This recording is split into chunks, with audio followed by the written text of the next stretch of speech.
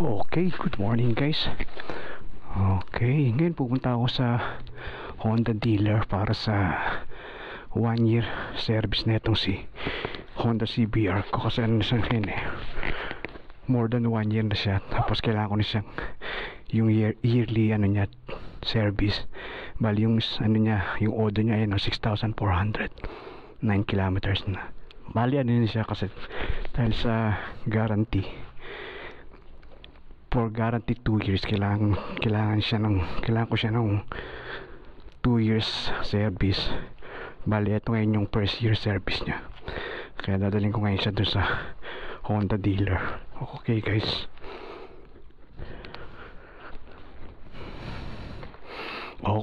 bali galing dito mag-ride din ako ng mga ano din, 40 minutes din papunta rin sa Honda dealer. Okay, let's go.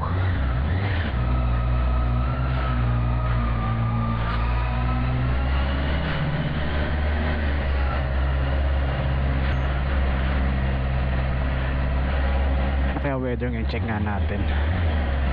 Oy, okay, 20 degrees, tama-tama. Kaya maganda naman yung sikat ng araw. Tingnan ko sa weather forecast, wala namang, hindi naman uulan ngayon. Kaya sakto-sakto tong pagpunta ko ngayon sa Honda dealer. Bali galing dito mga almost 40 minutes din Okay, bali yung gagawin ko, doon ako dadaan sa expressway para mas mabilis ako. Tama-tama. Okay na okay pa naman yung weather. Medyo meron na siyang konting lamig, pero kapag ganito naman naka leather jacket ka, okay lang.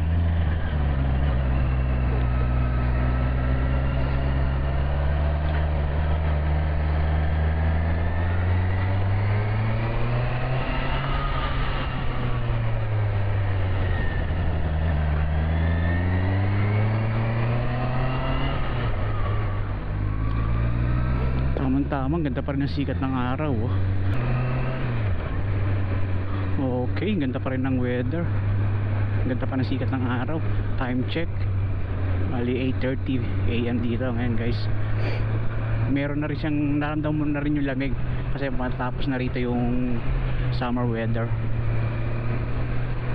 kaya may lamig na siyang konti Bali yung temperature ngayon ay 21 degrees yung temperature namin ngayon dito. Bali ngayon dito pasok na ako ng expressway para mas mabilis ako, kasi yung appointment ko ron bali 9 past 9, mga 9:10 dapat nandun ako. Kaya tama-tama galing dito mga 40 minutes, okay, sakto pa. Bali nandito na ngayon ako sa expressway namin guys. Tapos itong expressway na to, ang speed limit dito 130 kilometers per hour. Kaso ito ngayon mayroong road construction. Ayan 60. Bali ito yung entrance ng expressway guys. Ayan, may ginagawa pala, kaya yung konting may konting sira kasi dito konting sira, repair kagad Ayan. Okay, tama-tama, ganda pa ng sikat ng araw Bali ito ngayon, ito na yung expressway guys. Tapos ito yung speed limit dito, 130 kilometers per hour. Kaya pwede ka mag-speed up hanggang 140 yan. Speed na ako ng 100 kilometers per hour.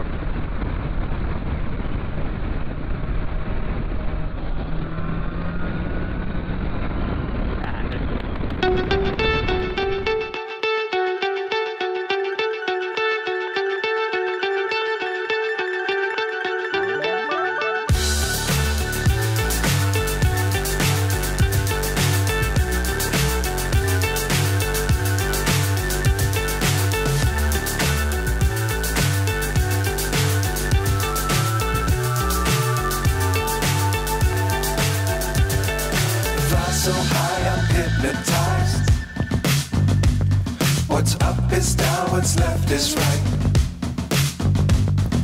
chasing stars and holding you. I can't see the end, but we'll see it through.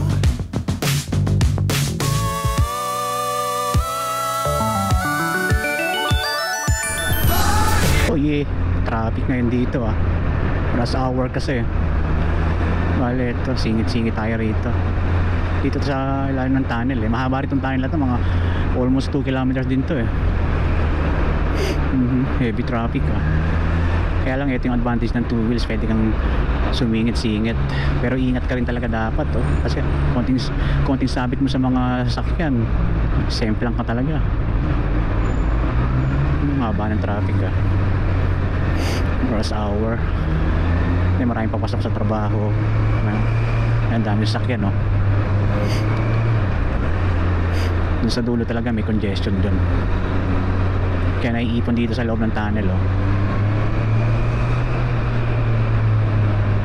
kaya lang ito talaga yung advantage ng 2 wheels. Ayan pagka ganyan may space, pwede ka naman dumaan, kaya lang ingat ka talaga dapat. Mahaba ito mahaba ng traffic na to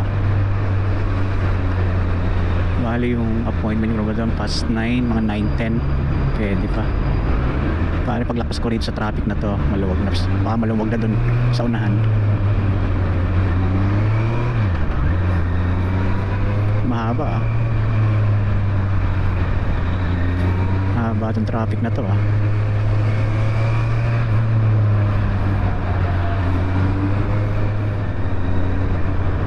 wow, ang haba ng traffic na to kaya dapat singit-singit talaga tayo rito, baka hindi ako maabot na sa appointment ko. Bale, past 9 naman yun ito rin yung advantage ng 2 wheels guys, pwede ka sumingit, pero mahaba itong traffic na to haba sa ano na to, expressways to guys, traffic ang dami sasakyan. Buti nilang itong advantage ng 2 wheels, pwede ka sumingit-singit, pero dapat ingat ka rin kasi konting sayad mo sa mga sasakyan, semplang ka talaga. Haba hanggang dulo na siguro yan dun. Bali expressway to guys, yung speed limit dito dapat 80 kilometers per hour. Yan, traffic nga ang dami sasakyan, sabay-sabay yung alis ng mga sasakyan dami sasakyan ngayon. Bali 10 to 9 AM pa lang bali mga ano kasi mga pasok sa trabaho, tapos dito sila dumaan lahat sa expressway, kaya bali medyo ano naman siya, tuloy-tuloy naman yung yung takbo. Okay guys, okay, buti na lumuwag yung traffic, bali tuloy-tuloy na to ngayon guys. Eto dito ako sa expressway, gandang expressway guys parang racetrack kaya maluwag na yung traffic guys. Bali pa mga 10 minutes siguro andun ako sa Honda dealer. Bali gagawin ko nga pala ngayon doon yung yearly service, kasi to siya more than 1 year na, tapos dahil under guarantee pa siya, kasi ang guarantee nito 2 years, tapos within 2 years kailangan ipapa-service mo siya. Ang nakalagay nga sa every after 12,000 kilometers ng service, kaya lang dahil nga sa guarantee niya every year ipapa-service mo. Yung kilometer ngayon yan, bali na ngayon siya na rin to June, bala nga 14 months nung na rin to ginagamit 14 months, kaya yung speed, yung kilometer niya 6,000 kilometers, marami na rin ako natakbo na gamit guys. Bali ngayon ang gagawin doon sa Honda service, sa Honda dealer, service siya, change oil, tapos check yung mga niya, yung chain, yung air filter. Bali kasi under guarantee pa siya, kaya kailangan mo dalhin talaga doon. Kasi yung guarantee nito 2 years, pero dun sa 2 years na yung kailangan, bali twice mo siyang dadalhin ko para sa service. Tapos after ng 2 years, after ng guarantee, pwedeng ako nang gagawa ng service niya, yung change oil, madali lang naman yan. Okay, tama-tama, buti lumuwag na yung traffic. Okay, bali malapit na ako dito sa Honda dealer, 3 minutes andun na ako. Okay, bali yung gagawin ngayon dito nga pala sa service nito, yung 1 year service, siya, change oil, check niya yung mga air filter, ito yung check niya din yung adjustment ng chain. Bali ganun lang naman kasi under guarantee pa siya. Within 2 years kasi, 2 years kasi yung guarantee nito.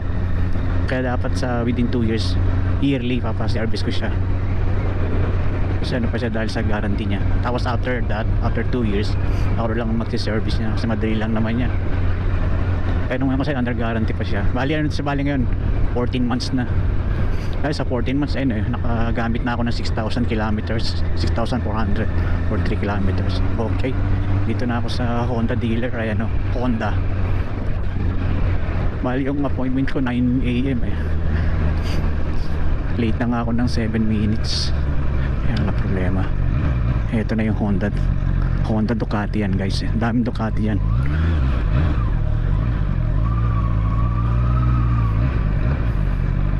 Ayan, Honda dealer. Bukas na ba sila? Ang dami naghihintay. Okay guys. Hey, Siri.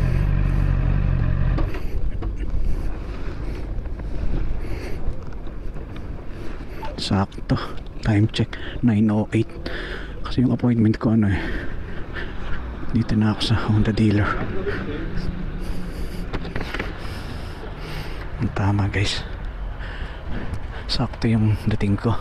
Dami na kayong bagong Honda. Dahil naghihintay na service. Yung mga bagong Honda nila guys. Okay, bye. Nandito na ngayon ako sa Honda dealer.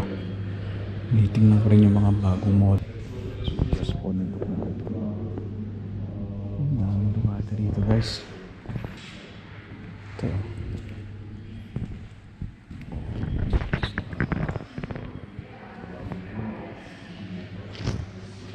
Nandito ngayon ako ito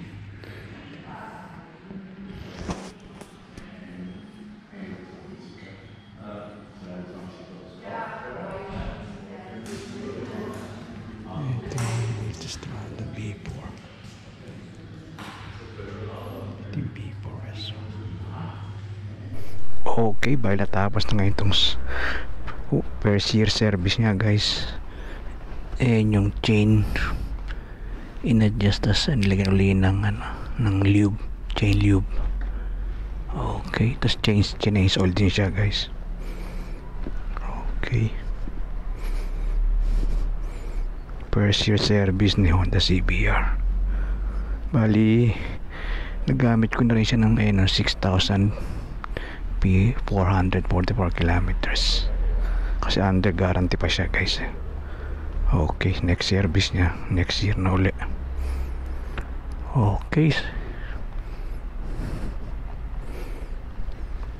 Okay.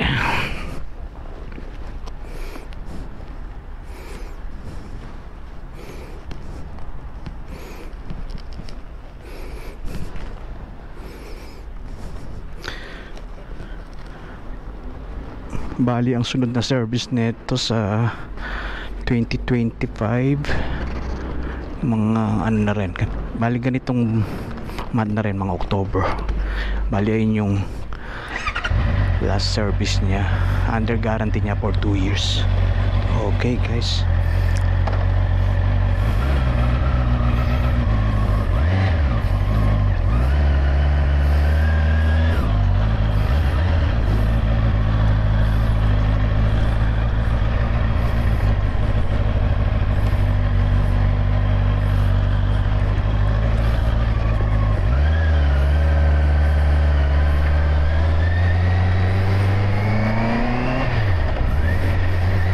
Okay, bali natapos na yung first year service niya guys. Normally ang first service niya sana yung 12,000 kilometers kaso nga under guarantee to ng 2 years. Tapos dapat within 2 years every year papaservice mo siya. Bali ang nagamit ko ngayon, ang tinakbo niya ngayon sa odo niya ay 6,444 kilometers. Tapos ang sunod na service dito sa 2025. Bali ganitong month din, mga October, mga September pala. Okay, tapos after 2 years tapos na yung guarantee niya, ako lang magse-service kasi madali lang naman yung service nito. Ayan, change oil. Okay.